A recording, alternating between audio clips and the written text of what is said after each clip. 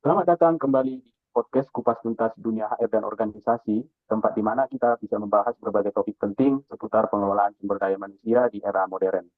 Nah, kali ini kita akan membahas satu topik yaitu KPI Human Resource, ukur kinerja bangun organisasi. Bareng aku Ermanto. Dan saya Dan saya Desti. Hari ini kita bahas salah satu topik yang wajib dipahami HR modern, yaitu KPI di bidang Human Research. Yap, banyak yang dengar istilah KPI, tapi sebenarnya belum tentu paham cara menerapkannya secara strategis, khususnya di bidang sumber daya manusia.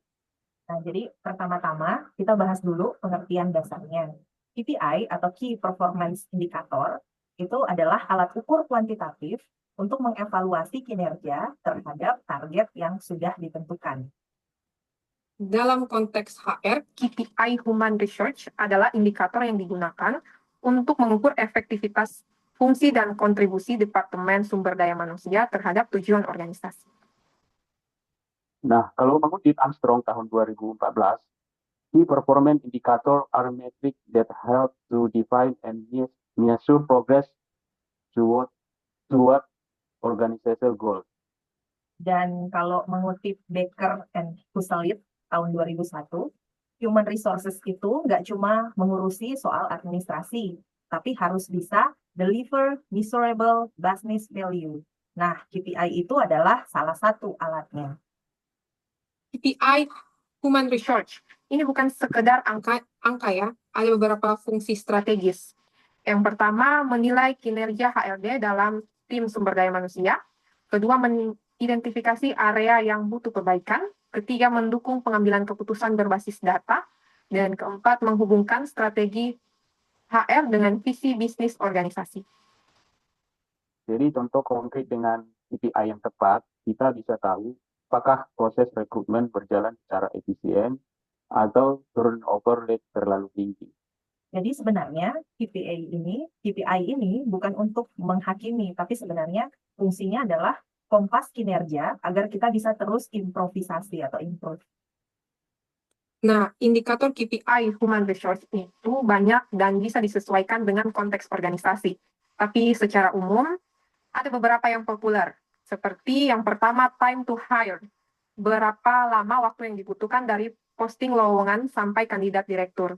Yang kedua, employee turnover rate, yaitu presentasi karyawan yang keluar dalam periode tertentu.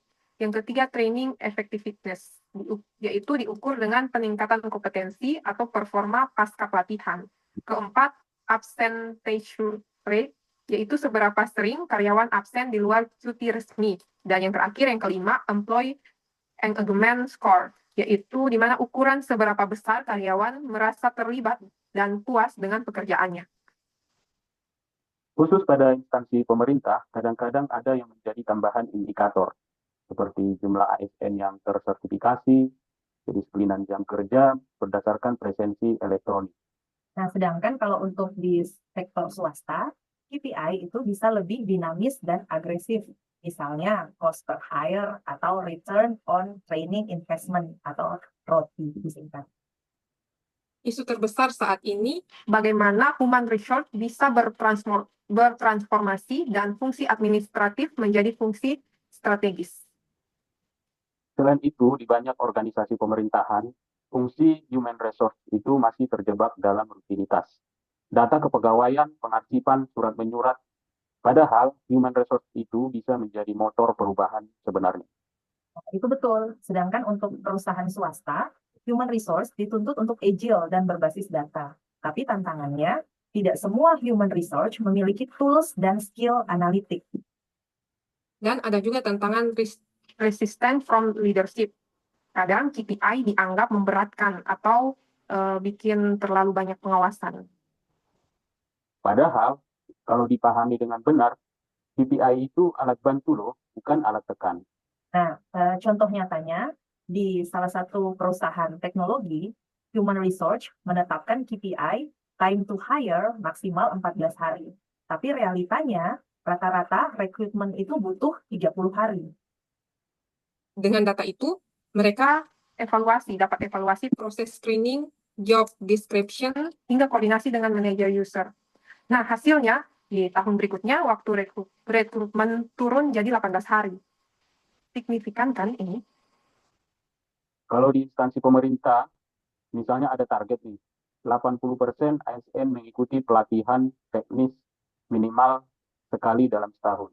Nah, KPI-nya bisa membantu mengukur komitmen peningkatan kapasitas. Buat kamu, Human Resource Practitioner, nah berikut beberapa tips dalam membangun KPI Human Resource yang efektif. Yang pertama, pastikan KPI alike dengan strategi organisasi. Lalu yang kedua, gunakan data yang terukur dan realistis. Ketiga, libatkan manajer lini dalam penyusunan KPI. Dan yang keempat, evaluasi secara berkala dan fleksibel terhadap perubahan konteks. Dan jangan lupa hal yang penting juga, jangan terlalu banyak fokus di KPI. Fokus juga pada yang paling kritikal. Idealnya maksimal 5-7 KPI utama per setiap fungsi. Dan yang terakhir, ayo jadikan KPI sebagai alat komunikasi, bukan malah menjadi alat intimidasi. Ayo libatkan karyawan dalam diskusi target. Itu dia buat podcast ulasan lengkap kita tentang KPI Human Resource. Semoga bisa membuka wawasan dan membantu kamu yang membuat SDM yang lebih strategis. Nah, jangan ragu, evaluasi dan perbaiki KPI di tempat kerja kita masing-masing, karena apa yang tidak diukur tidak akan bisa dikelola. Sampai jumpa di episode berikutnya dengan topik yang tentunya tidak kalah menarik seputar pengembangan organisasi. Teman-teman, tetap semangat, tetap belajar, jadilah agen perubahan di tempat kerja kalian dan dimanapun kalian berada. Sampai jumpa. Sampai jumpa.